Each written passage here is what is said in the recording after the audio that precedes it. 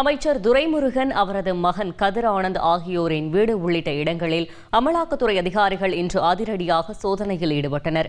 அண்மை தகவல்களுடன் இணைகிறார் செய்தியாளர் சதீஷ்குமார்.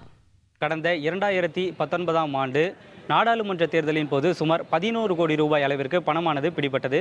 இந்த சம்பவத்தின் நீட்சியாக இன்று வேலூர் மாவட்டத்தின் முக்கியமாக 4 இடங்களில் அமலாக்கத்துறை அதிகாரிகள் காலை முதல் சோதனை நடத்தி வருகின்றனர்.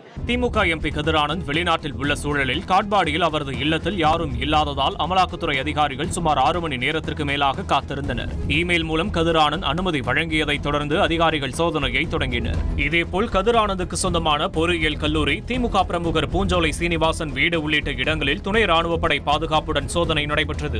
அமலாக்கத்துறை சோதனையை அறிந்து அமைச்சர் துரைமுருகன் வீட்டின் முன் திமுக தொண்டர்கள் குவிந்ததால் பரபரப்பு நிலவியது. இதனிடையே அமலாக்கத்துறை சோதனை குறித்து சென்னையில் வழக்கறிஞர்களுடன் ஆலோசனை நடத்திய அமைச்சர் துரைமுருகன் தலைமை செயலகத்தில் முதலமைச்சர் ஸ்டாலினை சந்தித்து பேசினார். முன்னதாக சென்னை தலைமை செயலகத்தில் நுழைவாயிலில் காவல்துறை பாதுகாப்பு பலப்படுத்தப்பட்டதோடு அடையாள அட்டை உள்ள நபர்களுக்கு மட்டுமே அனுமதி வழங்கப்பட்டது.